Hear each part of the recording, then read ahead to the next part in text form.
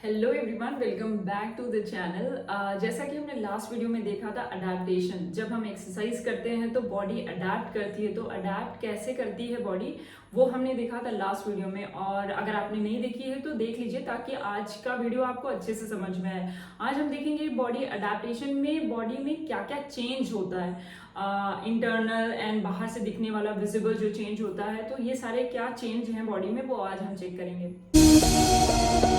तो जब हम एक्सरसाइज करते हैं तो बॉडी में दो तरीके के चेंज होते हैं, फंक्शनल और स्ट्रक्चरल।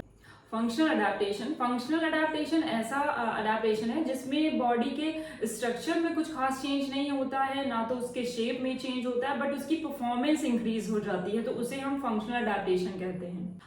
दूसरा है स्ट्रक्चरल अडेप्टेशन। स्ट्रक्चरल अडेप्टेशन वो अडेप्टेशन है जिसमें बॉडी स्ट्रेस मैनेज करने के लिए अपने साइज और शेप में चेंजेस कर लेती है, उसे हम स्ट्रक्चरल अडेप्टेशन, जो हम बाहर से देख सकते हैं, विजिबल होता है। तो स्ट्रक्चरल अडेप्टेशन में पहला है इंक्रीज इन मसल मास।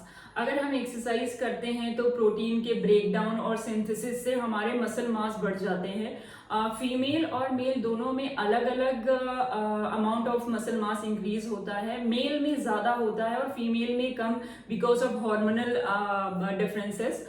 तो अगर फीमेल और मेल दोनों सेम अमाउंट में वेट लिफ्ट करते हैं तो भी हार्मोन्स की वजह से, टेस्टोस्टेरोन और एस्ट्रोजन के डिफरेंस की वजह से मेल में ज्यादा मसल मास इंक्रीज होगा, तो उनका ज्यादा साइज बढ़ेगा और फीमेल का कम होगा कंपैरेटिवली।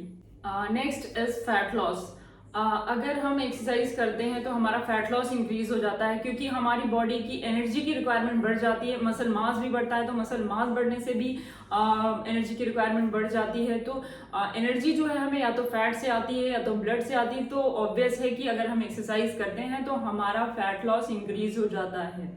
इसके अलावा हमारी बॉडी में बोन्स और कनेक्टिव टिश्यू की डेंसिटी भी इंक्रीज होती है। जब हम अपनी बॉडी पर लोड डालते हैं, हेवी लोड डालते हैं बार बार, तो हमारी बॉडी उस स्ट्रेस को बेयर करने के लिए अपने बोन्स और उनके कनेक्टिव टिश्यू की डेंसिटी को इंक्रीज कर लेती है। जो नेक्स्ट चेंज है वो है increase in muscle glycogen size. अगर मसल बार बार लैक्टिक एसिड जोन में जाता रहता है तो बॉडी एरोबिक एनर्जी पर डिपेंड नहीं कर सकता, इसीलिए बॉडी अपने रिजर्व को बढ़ा लेता है, जिसकी वजह से हमारा मसल साइज इंक्रीज हो जाता है, हमारा मसल ग्लाइकोजन इंक्रीज हो जाता है। इसके अलावा एक्सरसाइज करने से हमारी हार्ट, उसकी वेन्स, उसकी आर्टरीज, उसकी कैपिलरीज के साइज में इंक्रीमेंट होता है। जैसा कि हम सभी जानते हैं, अगर हम एक्सरसाइज करते हैं तो हमारी हार्ट रेट इंक्रीज होती है, तो उस कंटिन्यूस के इंक्रीज रहने से हमारे हार्ट की स्ट्रोक वॉल्यूम बढ़ जाती है, जिसकी वजह से हमारा ब्लड प्रेशर डाउन हो जाता है, हमारे हार्ट पे प्रेशर कम पड़ता है और हमारी हार्ट रेट भी स्लो रहती है। तो ये बेनिफिट मिलता है जब हम एक्सरसाइज करते हैं। तो ये बेसिकली आपको कार्डियो एंड्योरेंस एक्सरसाइज जैसे रनिंग, साइकिलिंग या फिर कोई भी ऐसी एंड्योरेंस एक्सरसाइज जो आप करते हो, उससे आपको ये बेनिफिट मिलेगा। इसके अलावा increase in mitochondria density. Muscle की एटीपी की नीड बढ़ जाती है, जिसकी वजह से सेलुलर लेवल पर एनर्जी का स्टोरेज शुरू हो जाता है। नेक्स्ट स्ट्रक्चरल चेंज है पल्मोनरी चेंजेस। इसमें हमारे लंग्स की कैपेसिटी बढ़ जाती है। अगर आप चेस्ट एक्सपैंड करेंगे तो आपको इस चेंजेस का, इस अडेप्टेशन का अंदाजा लगेगा। अगर आप एक्सरसाइज करते हैं, ड्यूरिंग एक्सरसाइज हमारी बॉडी की, हमारी मसल की ऑक्सीजन की रिक्वायरमेंट बढ़ जाती है, जिसकी वजह से हमारे लंग्स को बहुत ज्यादा काम करना पड़ता है, और यही वजह है कि लंग्स की कैपेसिटी, उसका साइज इंक्रीज हो जाता है। अब बात करते हैं फंक्शनल अडेप्टेशन की। फंक्शनल अडेप्टेशन थोड़ा सा टेक्निकल है, बट मैं शॉर्ट में आपको बता देती हूँ ऐसी लैंग्वेज में जो आपको आसानी से समझ में आए। तो पहला इसमें अडेप्टेशन है हमारे मोटर यूनिट्स का रिक्रूटमेंट। एक नर्व एंडिंग जो मसल फाइबर से जुड़ा होता है, उसे हम मोटर यूनिट कहते हैं। जैसे जैसे बॉडी पर हम लोड बढ़ाते रहते हैं, वैसे वैसे बॉडी इन मोटर यूनिट्स को एक्टिवेट करने में बेहतर होता जाता है। एग्जाम्पल के लिए अगर हम ये मान लें कि हमारे बाइसेप में 40,000 मोटर यूनिट्स होते हैं जो हम एक्टिवेट कर सकते हैं, बट जब हम बिगिनर होते हैं, स्टार्टिंग ट्रेनिंग पीरियड में होते हैं, उस टाइम हम सिर्फ 10,000 ही मोटर यूनिट एक्टिवेट कर सकते हैं। बट जैसे जैसे हम ट्रेनिंग करते जाते हैं, जैसे जैसे हम लोड बढ़ाते जाते हैं, तो हम ज्यादा से ज्यादा मोटर यूनिट्स को रिक्रूट कर पाते हैं, ज्यादा से ज्यादा मोटर यूनिट्स को एक्टिवेट कर पाते हैं। जो नेक्स्ट पॉइंट है वो है न्यूरॉन फायरिंग स्पीड में इंक्रीमेंट। मोटर यूनिट्स या तो ऑन रह सकते हैं या फिर ऑफ रह सकते हैं, वो कभी भी हाफ ऑन या फिर हाफ ऑफ नहीं हो सकते। मोटर यूनिट कितनी बार कॉन्ट्रैक्ट कर सकता है वो चेंज हो सकता है। जब इसकी स्पीड बढ़ जाती है तो इसकी पावर भी बढ़ जाती है।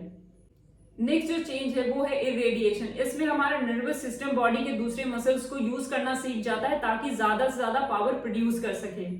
पुशअप्स में एब्स सिर्फ स्टेबलाइजर का काम करते हैं, लेकिन एब्स को स्क्वीज करने से पुशअप्स का वेट हल्का लगने लगता है और पुशअप्स हमें इजी लगने लगते हैं। तो ये हम जब एक्सरसाइज करते रहते हैं तो नर्वस सिस्टम एक्सरसाइज को कैसे करना है, कौन सी मसल्स को कैसे यूज करना है वो सीख जाता है टाइम के साथ। इसके अलावा और एक चेंज है जो है inter and intra muscular coordination. जितना अच्छा हमारे मसल के अंदर और हमारे मसल्स के बीच में कोऑर्डिनेशन रहेगा उतना अच्छा ताकत का आउटपुट हम दे सकते हैं। तो ये टाइम के साथ होता है, जब हम एक्सरसाइज करते रहते हैं तो हमारे मसल्स के बीच में और हमारे मसल के अंदर कोऑर्डिनेशन अच्छा हो जाता है टाइम के साथ। इसके अलावा और भी कुछ चेंजेस हैं, जैसे कि हमारी टेक्निक में इम्प्रूवमेंट हो जाता है जब हम एक्सरसाइज करते रहते हैं कंटिन्यू। और मसल मेमोरी भी एक चीज है जो हमें इन फंक्शनल चेंजेस में देखने को मिलती है। मसल मेमोरी ऐसी चीज है जो आपके गेन्स को, अगर आप एक्सरसाइज छोड़ देते हैं तो जब दोबारा आप एक्सरसाइज करते हैं तो आपके गेन्स को जल्दी से जल्दी वापस लाने में आपकी हेल्प करती है। Next changes Golgi tendon reflex activation. Golgi tendon organ के इंसर्शन पर मौजूद होता है। ये वेट को सेंस करके ताकत को बढ़ाने या कम करने का काम करता है। ट्रेनिंग करते हुए इस ऑर्गन को भारी वेट की आदत पड़ जाती है और वो बॉडी को अपनी पूरी ताकत दिखाने देता है। तो ये चेंज होता है जब हम एक्सरसाइज करते रहते हैं, इसी वजह से हम ज्यादा से ज्यादा वेट लिफ्ट कर पाते हैं। और भी काफी चेंजेस हैं हमारी बॉडी में जो हमें देखने को मिलते हैं, बट वीडियो काफी लंबी हो गई है तो मैंने जो इंपॉर्टेंट थे मैंने वो सारे चेंजेस आपको बता दिए। इनमें से कोई ऐसा चेंज है जो आपको डिटेल में जानना हो तो आप कमेंट करके मुझे बता सकते हो, उस पर मैं एक डिटेल वीडियो बना दूंगी जिससे आपको बेहतर तरीके से समझ में आएगा। आज के लिए इतना ही, मिलते हैं नेक्स्ट वीडियो में। आई होप आपको वीडियो पसंद आई होगी। अगर पसंद आई हो तो लाइक करें, शेयर करें और चैनल को सब्सक्राइब करें ताकि आने वाली अगली वीडियोस को आप टाइम पर देख पाएं।